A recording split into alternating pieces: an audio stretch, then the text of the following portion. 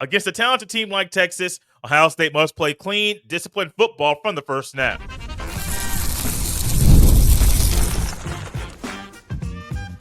You are Locked On Buckeyes, your daily podcast on the Ohio State Buckeyes. Part of the Locked On Podcast Network, your team every day.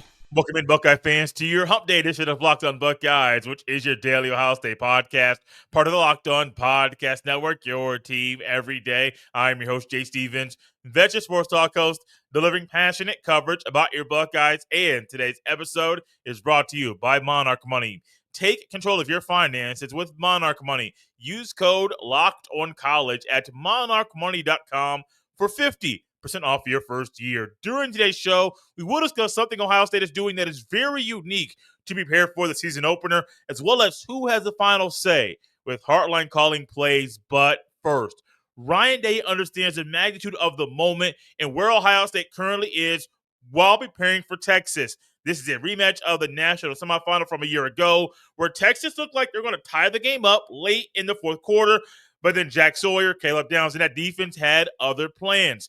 And before that moment in the game, there was a Trevion Henderson long touchdown at the end of the first half, which gave Ohio State a little bit of comfort heading into the locker room.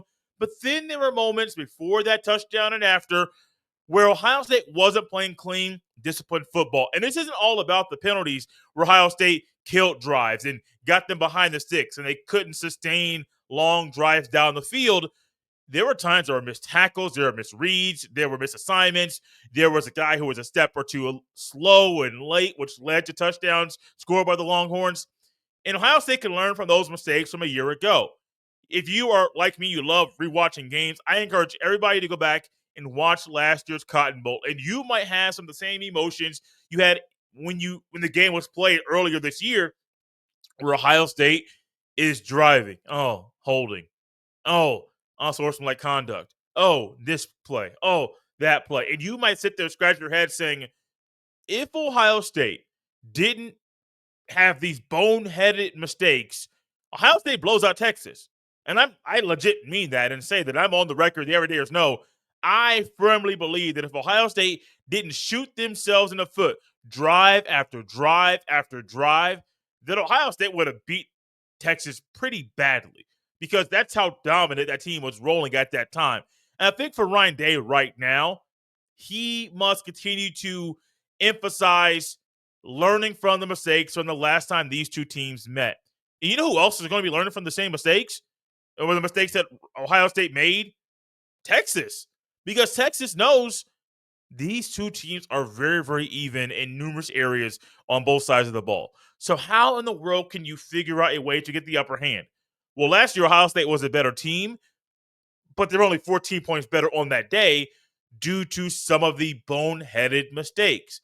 And Texas can be a little bit more physical, maybe talk a little bit more trash, do things within the confines of the rule book to get Ohio State outside of themselves, lose their mentals, and cause the Buckeyes to commit more boneheaded mistakes.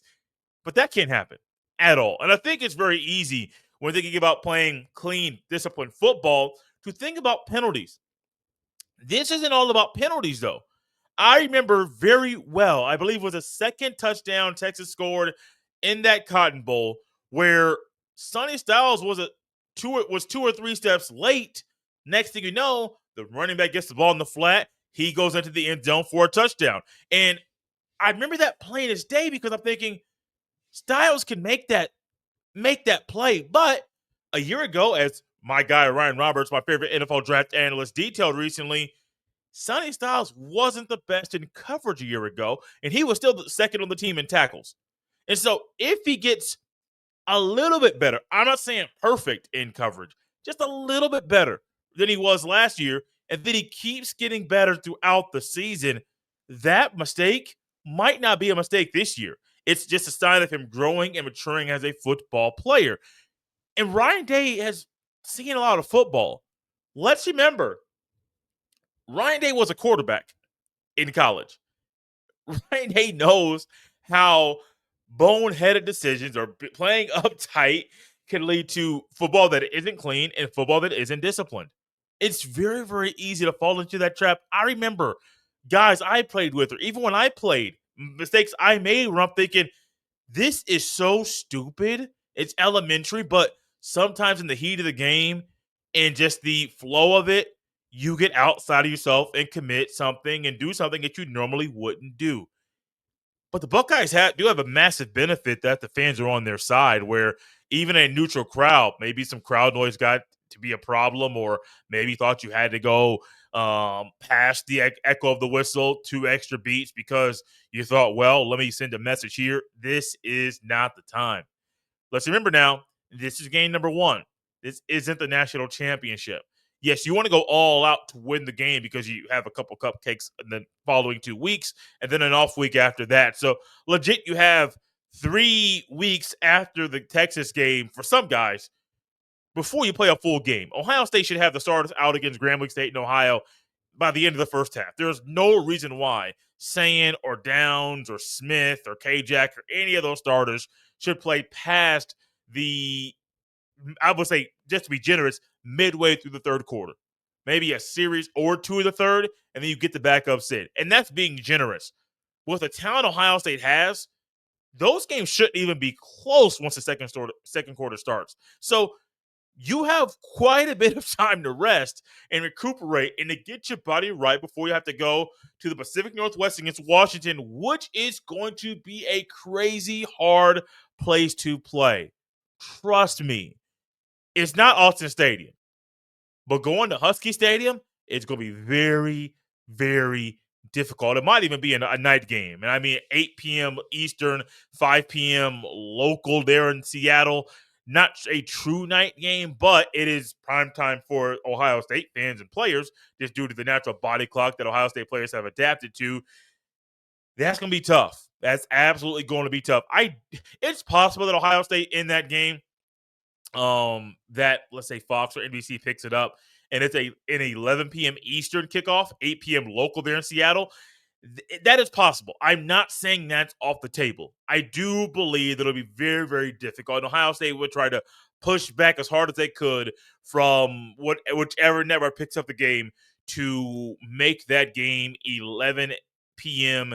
Eastern time kickoff just by the body clock. Even though it's in the Pacific Northwest, that'd be a very tough game to play. This game against Texas will be very, very tough if Ohio State doesn't figure out a way to play very clean. Now, Sand is going to get the attention that he needs to. Starting his first game for Ohio State, stepping into some big shoes that Will Howard left behind. He has some elite weapons on the outside.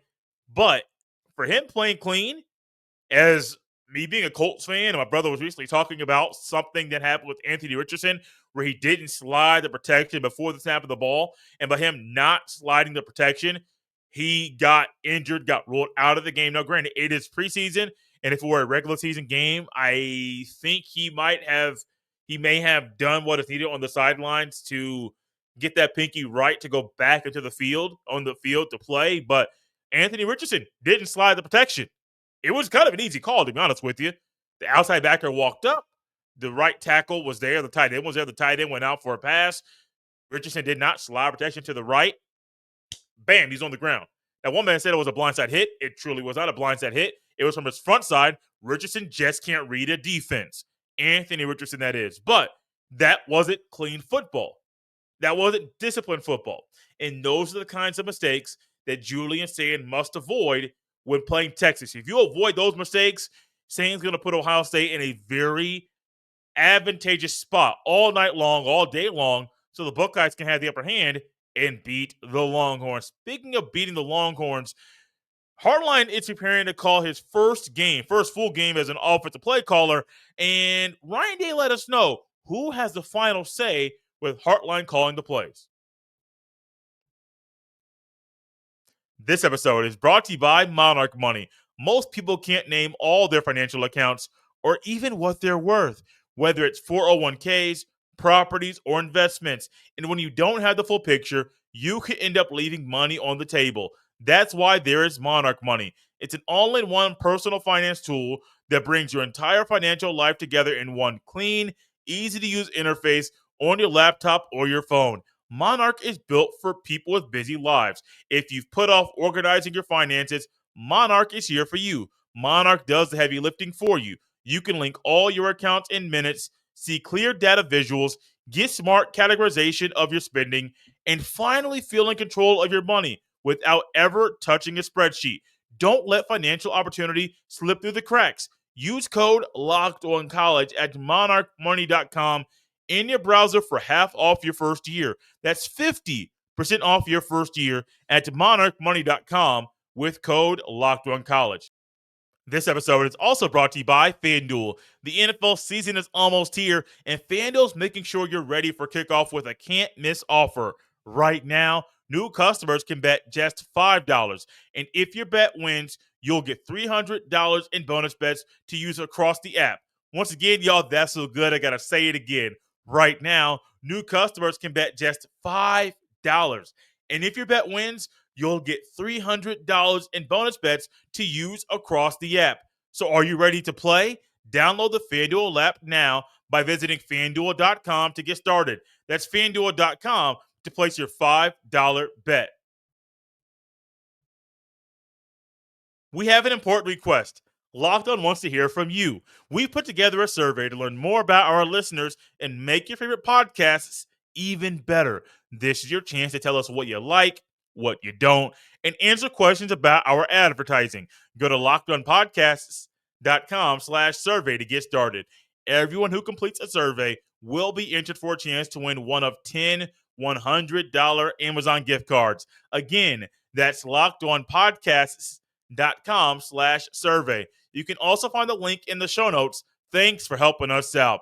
Speaking of helping Ohio State out, Ryan Day knows a thing or two about calling offensive plays, and when he decided to hand over the keys to the play calling to Brian Hartline, I understand why he did it, but I also think he might be a little anxious about it, especially in a top 3 showdown. Well, Brian Hartline, this is kind of the right path and trajectory for his career. He's honestly waited a little bit longer than a lot of people would have in their careers to get to this point where you're not just an offensive coordinator, you're an offensive play caller, which holds a lot of weight. It's a big responsibility to have.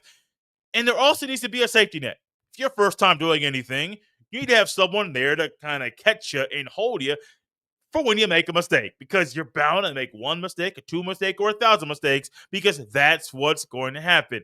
And Ryan Day let us know, and it was a wise decision, that he is going to have veto power with Hartline calling plays. And I would be a little shocked if Ryan Day didn't have veto power. I mean, we documented it here before the presser even started, and a couple of days before the presser, talking about Hartline and Ryan Day, their dynamic and relationship, with Hartline calling plays for the very first time. And the everydayers know I am very high on Ryan Day being an offensive play caller. Now, you don't get it every single week.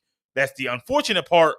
But if you got Georgia Ryan Day every week, man, look, Ohio State's averaging 45 a game. Even with Will Howard last year, going a little bit slower with the slower methodical approach to the offense, you're running that score up because Ryan Day knows once he gets a beat and he gets a pulse on what you're doing, baby, it's OVER. And I think for Hartline, he needs that safety net. He also kind of wants that safety net. You want to trust your instincts, trust your gut, trust the things you've been doing to prepare for this moment. But everybody and their mama knows at some point you got to get checked. Everybody knows that when you're trying to do something for the very first time, you're probably going to do some things very well. You're also going to make more mistakes than you think. And you need somebody there to help you put the pieces back together, help you figure out why you made the mistake and how to not do that same thing again. This is huge. Also, Ryan Day let us know in the presser just a day ago that Hartline's going to be up in the box calling plays. And for his offensive play calling duties, I think this is phenomenal.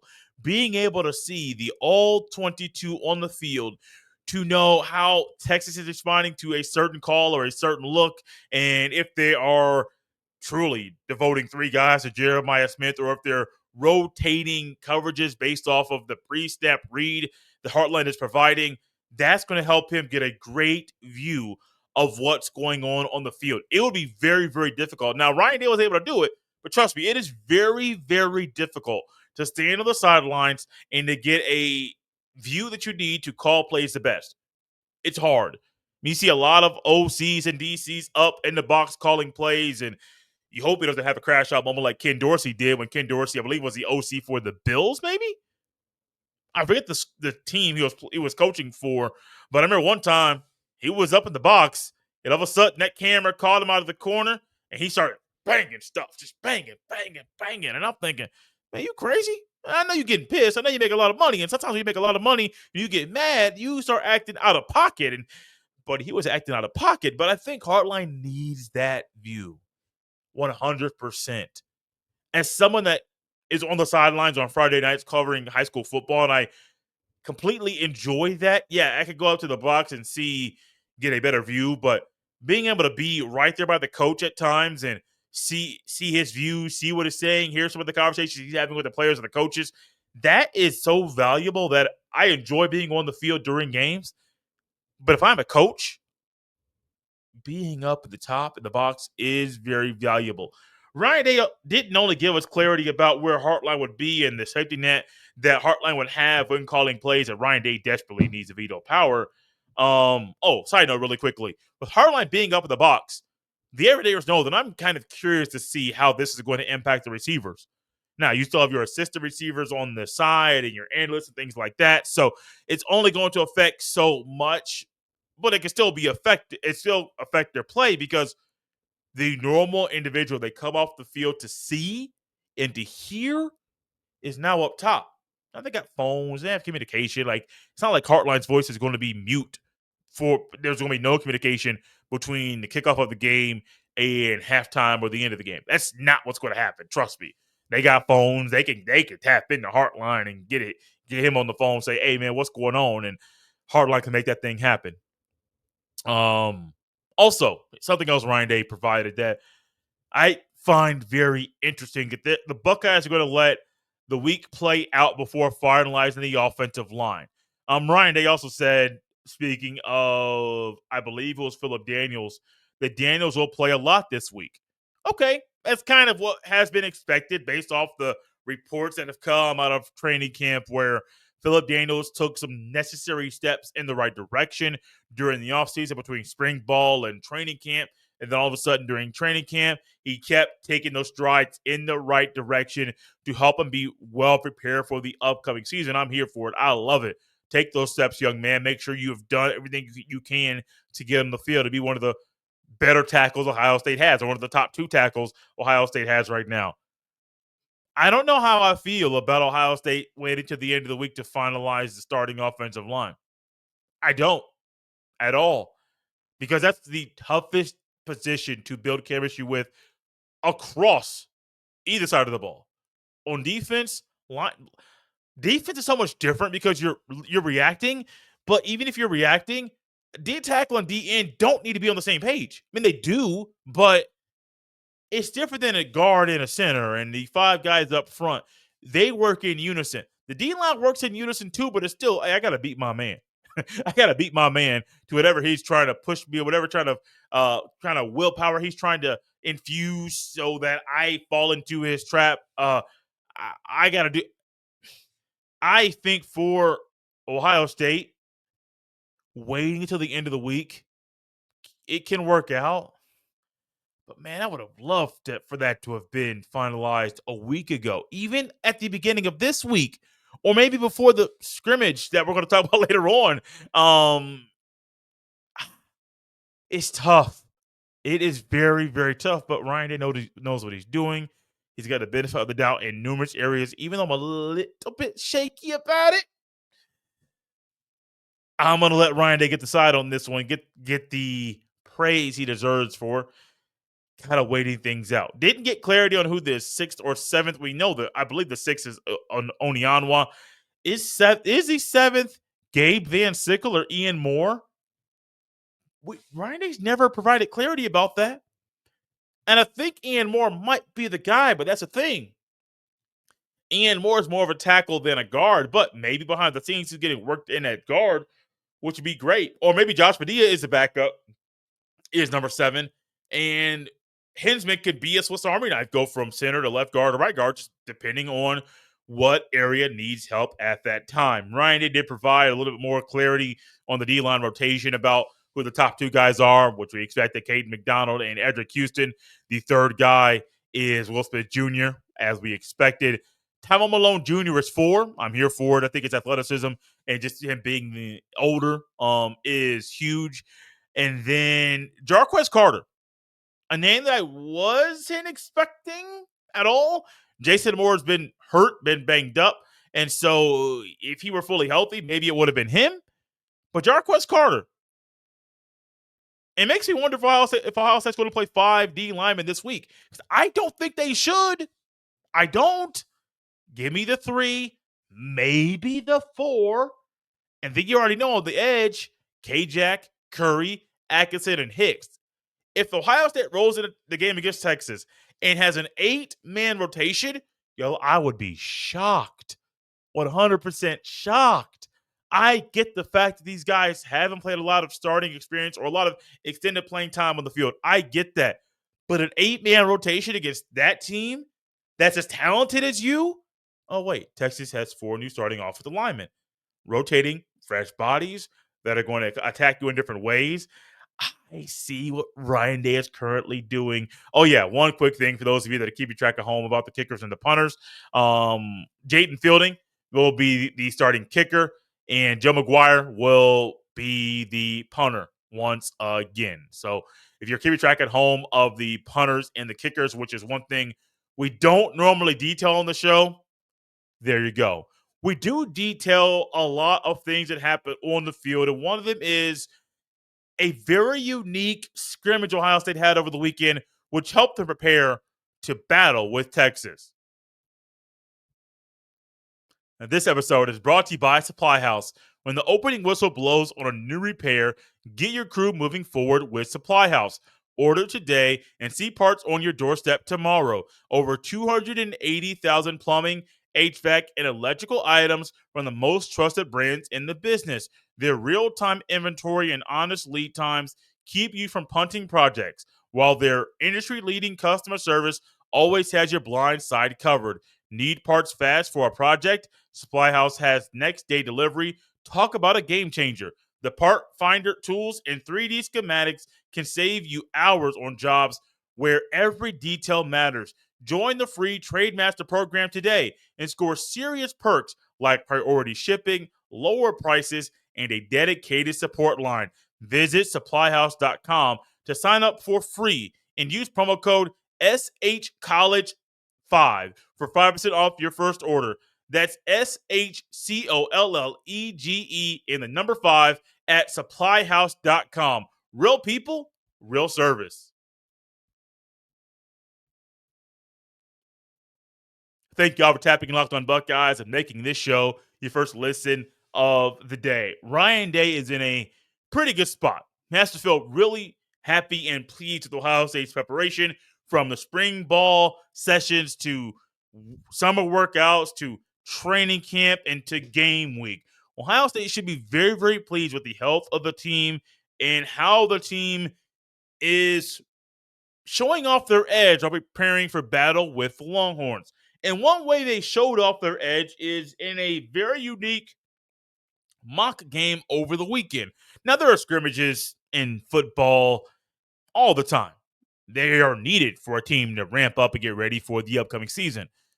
But not every scrimmage looks like what Ohio State did over the weekend. Ryan Day called it and said it was the most detailed mock game he's ever orchestrated. And hats off to Ryan Day for thinking outside the box and not just going with the norm or the status quo, but trying to do things a little bit different with the inexperience on the team and the new faces in new places, not just on the field between the lines, but also on the sidelines as well. Shout out to Ryan Day for doing things different, because Ryan Day had players in their spots, had coaches in their spots, simulated some TV timeouts. He simulated halftime. I mean, Ryan Day was truly trying to mock up everything the best way he can so it feels like an actual game. Now, as much as it can. Were the stands full? No. Was the music going like normal? Not as loud. Probably music going on, but definitely not as loud. Were there refs Probably. There were refs, but was it the true intensity you would get on a Saturday? No. But that's what a mock game is. It's not real. It is fake. Similar to a mock draft. People look at mock drafts and believe them as gospel instead of realizing a mock draft is fake. It is a fake draft. So, in the definition of a mock draft, you shouldn't buy into what you read in a mock draft, but people do. And I think when it comes to a mock game, you're not going to read into everything that happens, but you can try to separate yourself from somebody else on the field and say, hey, I want to be a consistent player and be on the field a whole lot on Saturday. So I need to take this serious and I need to tap into everything. Also, when it comes to pregame warmups, let's say you're a true freshman and you've never done warmups at Ohio State. Now you've done the scrimmage a little bit and got warmups in that way, but wouldn't you want to know what pregame's going to look like? I mean, wouldn't you want to know exactly where you're going to line up in the order of operations in a pregame situation for Ohio State? Wouldn't you want to do that? Absolutely. You would. I remember when I was playing football at LC, Lawrence Central High School, and every Thursday we went on the field to practice. So it was a walkthrough day, but also during the walkthrough day, we got to go on the field and do our normal warm-up. Now, not the full warm-up because we also had the whole field. We didn't cut that thing in half, but got to go to your sessions, got to run around the field and line up for stretching like you normally would. It was a great walkthrough or mock-up situation for Ohio State for us in high school to know where to go. Now, during regular practice, it was on a different field. We had grass fields when I played, and we still did the normal run around the field, get into our warm-up lines, to do our stretches and our jumping jacks and things of that nature. And so it was the same thing in practice, but it's different when you're on that field, man. You would look out on the home side. We had cement bleachers and I still had the metal seats, but cement all the way to the top. You got to see that. And it's like, oh man, it's a big deal. And we don't see somebody's house on the side. We see bleachers and we see a scoreboard and we see a press box and we see the away side on the other side and we see where they would set off fireworks on the field. And it had a bigger feel to it. I mean, it literally felt like we were about to play a game sometimes. Now we didn't, but this is the final step before game day the next day. And on game day, I had my own little, I won't say superstition, but kind of routine. Didn't happen all the time. But especially on a home game, I wanted to go into the bleachers with my headphones and listen to the marching band practice and listen to them and watch them. Now, I still had headphones, but their instruments were so loud they would still go over the power of my headphones, and I would hear them very clearly. There were some of my friends out there as well, and so it was nice to see my friends practice. It was also pretty good to kind of get to myself and get into my own thoughts and kind of visualize what was going to happen on a Friday night. Similar to us walking through on a Thursday walkthrough before a game on Friday, newcomers need this. This isn't just for the true freshmen. You got transfers. Eli Brickhandler at quarterback ain't going to play, but he still wants to know where to go. Logan George, Bo Atkinson, CJ Donaldson, Max Clare, they still want to know where to go because if they roll into a game day and they don't know where they're supposed to be, that's going to look really foolish. Ryan Day, shout out to Ryan Day for thinking outside the box and being very detailed in preparation in the mock draft, which was the most detailed mock game, not mock draft, excuse me, back on that conversation, mock game he's ever orchestrated.